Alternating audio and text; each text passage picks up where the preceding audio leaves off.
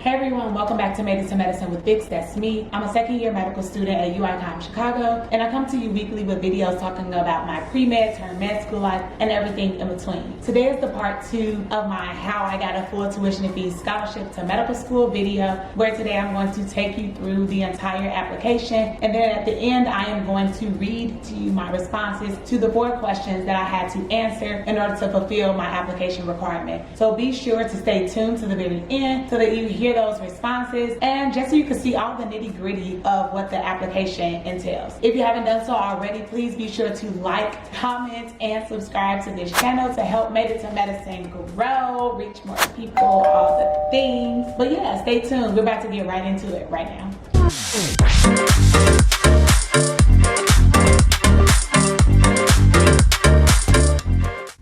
Alright, so the first thing I'm going to do is go to Google and type in VA HPSP. It's the first link here, va-ams-info.intelliworks.com. Clicking on this link. And if you have not done so already, please stop now and go back to last week's video. I'll link it above of how I am getting a full tuition and fees scholarship to medical school. So this is the Veteran Affairs HPSP scholarship. And so you're going to click the apply here button in the top right. You're going to fill out all the required fields. And at this point, since I've already filled out the scholarship, I'm gonna jump right into my actual application. So the application starts with some preliminary eligibility questions to find out, like, are you eligible for this? Do you meet all of the requirements? And if so, continue. If not, don't waste your time, discontinue. So it's just typical questions like, are you full-time? Have you already been accepted? Are you already in medical school? Because as I stated in last week's video, you have to have been accepted in order to apply for the scholarship. Currently enrolled in school, have a 3.0 GPA or an academic good standing, whichever fits your boat. So basically, like, if you don't, I'm thinking this might be something you could do. If you don't meet the 3.0 requirement, then maybe wait till your second year to apply, because then you just have to be in good academic standing. And if you pass your first year of medical school, then you should technically be in good academic standing. So some other questions here, and then I'll dive down into the ones that I answered no. So it's, are you delinquent on payment of a federal debt, or do you currently owe a service obligation to any other entity to perform service after you complete the course of study for which this scholarship is being provided?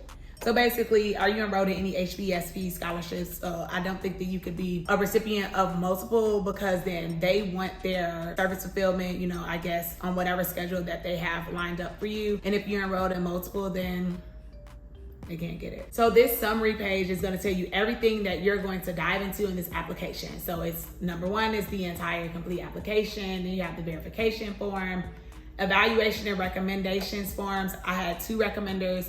One was the program director when I was at MedPrep and getting my MPH down at SIU Carbondale. And then the other was the program director from PMP, the pre-matriculation program at Rosalind Franklin. And I didn't know until I was preparing this video for y'all that I can actually see like blurbs of what they said in the evaluation form.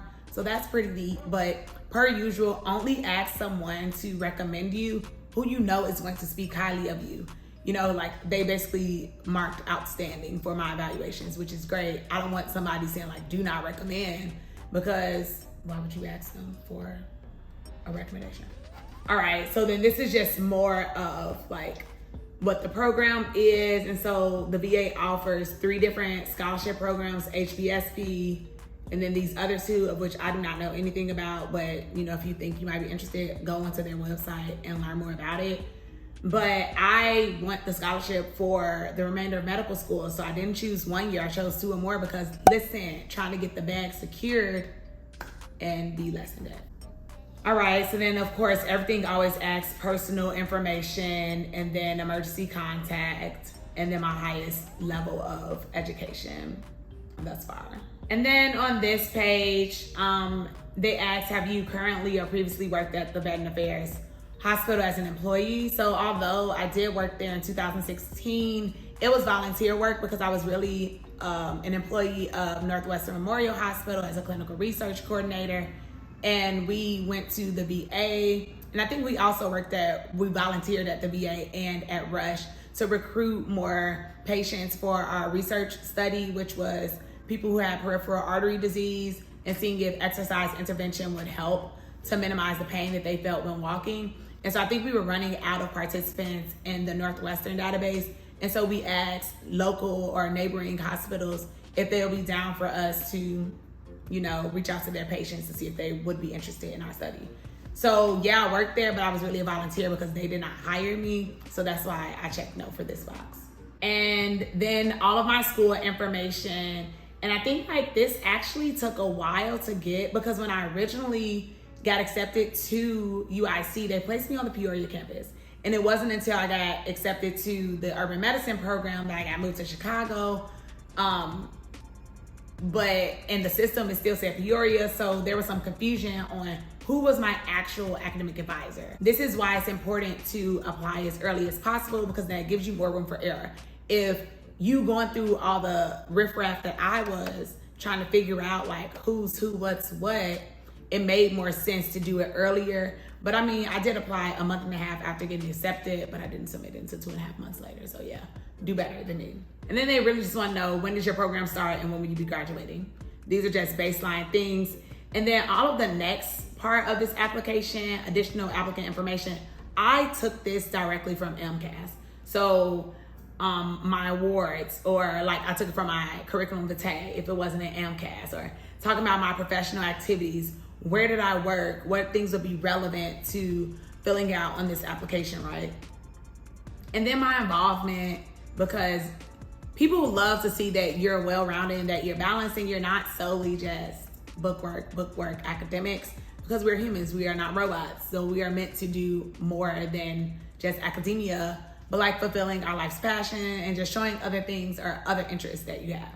So now I'm going to take you right into the part of the essays. How did I actually fill out the essays? What I said in these essays. I'm going to do it as a read along, just like I did in that personal statement video from a few months back, okay? And so here are a little bit of requirements for each question. If you're applying for the VA HPSP scholarship, there are 4 questions, 3 of which I guess all scholarship recipients have to fill out. But the 4th question is specifically for medical students. And so clearly I'm a medical student, or it's for physician applicants. But I'm a medical student, so I had to submit that question as well. So each question is a 250 word limit. So basically get to the point and get there fast. So number 1, why do you want to participate in the scholarship program for which you are applying? I come from a long line of men and women who have served this country in the U.S. Army, one of who is my grandfather. He was an advocate for education and always encouraged me to put forth my best effort academically. He was extremely delighted to know that I had aspirations of entering the medical field. Although he passed away last June and did not get to see me accepted to medical school, this is a way for me to honor his legacy by assisting others who have served this country. Due to having family of Iraq, Desert Storm, and World War II veterans, this prompted me to volunteer at Jesse Brown Veterans Affairs Hospital in 2016. I was working to recruit participants for a peripheral artery disease research study. As I called veterans, I often felt compelled to listen to their personal stories, whether they were eligible for our study or not. This showed me that each person's individual story is important for personalized treatment and care. By applying for this scholarship, it will allow me to solely focus on academics and not allow finances to be a deterrent. I will be able to actively get involved in my community and begin building relationships at the local veteran affairs hospitals early to become aware of the order of operations. Furthermore, I know that working with the veteran population will be extremely rewarding because it is meaningful and difference making. So in this question, I really took the time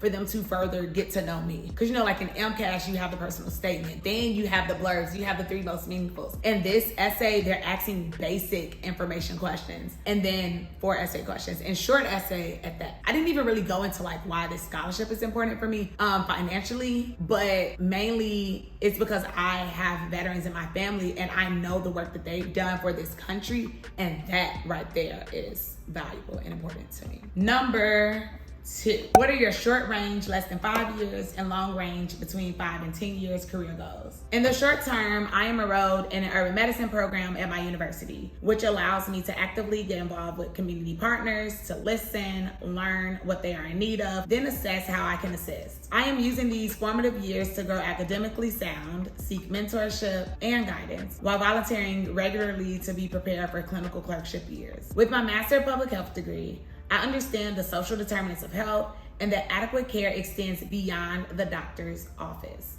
There is an intersectionality of personal and community health, social factors, available health services, and resources all impact individuals' well-being. As a South Side of Chicago native, caring for underserved communities is important to me due to the disparity in access to care seen regularly. Long term, I plan to educate disadvantaged populations on preventive health measures by providing supportive medical advice, a listening ear, and efficient quality care by looking at contributing factors that impact health. These aspects will promote a healthy, culturally affirming environment to positively provide better health outcomes for my future patients. As an aspiring physician, it is important to build trusting relationships with patients in order to instill a level of comfort and transparency. This will be done by bridging the gap in healthcare by catering to personal concerns in order to make improvements on the overall quality of care and population health through advocacy and social justice. So my short and long-term goals are something that I've been thinking about for a very long time, but I've never had to specifically write within a time frame, like short 5 years, long 10 years. Because I have other goals of like possibly opening up a nonprofit clinic on the South Side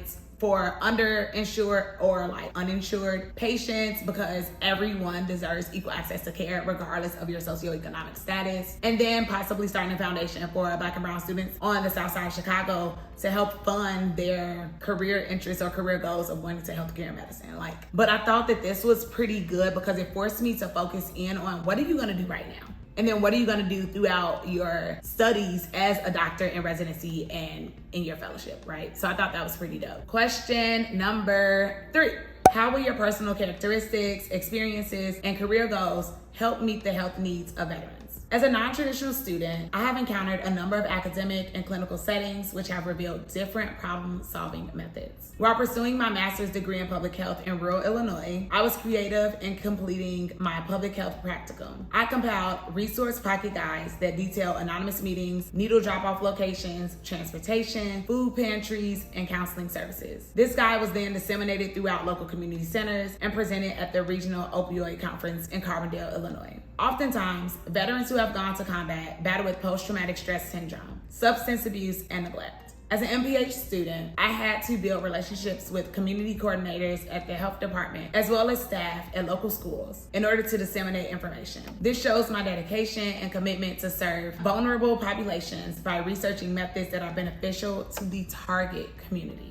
The innovation, resilience, and patience I displayed as a graduate student to build relationships with community partners is the same approach I would take as a physician at the VA. Veterans deserve the utmost respect, and earnest gratitude will be given while catering exactly to their specific needs with a smile on my face and compassion in my heart. Like, even reading this answer right now, it might be my favorite because I feel me, like the genuity and trying to use my past experiences and bring them up to speed with where I am today. And it showed me that like the long road of being a pre-med student, it wasn't in vain because I gained valuable skills and tools to make me the person that I am. And I can continue to grow and build upon them even as a student doctor and then soon to be physician. And then the final question, this is the one that's for medical students only. If you're applying for a medical school scholarship, what specialties are you considering and why? As a future surgeon, it would allow me to manipulate the body to address the needs of the patients in order to improve their quality of life. This field provides optimal balance between clinic and the operating room. In the clinic, I will work with patient populations on healthy lifestyles before encountering concerns while focusing on mental health simultaneously. I understand the importance of treating the patient as a whole and not just the primary concern that brought them into the clinic.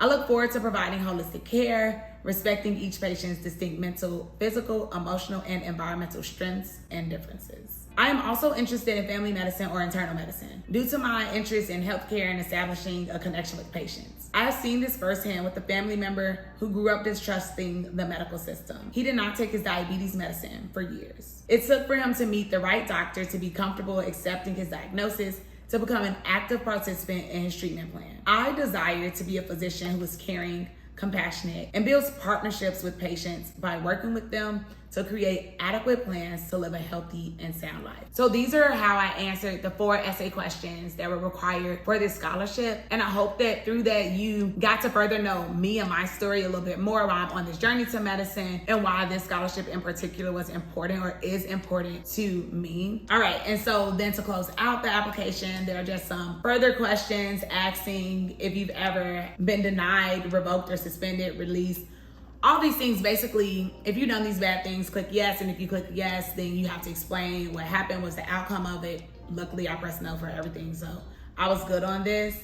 And then this is a page that you should thoroughly read because it's the scholarship program requirements.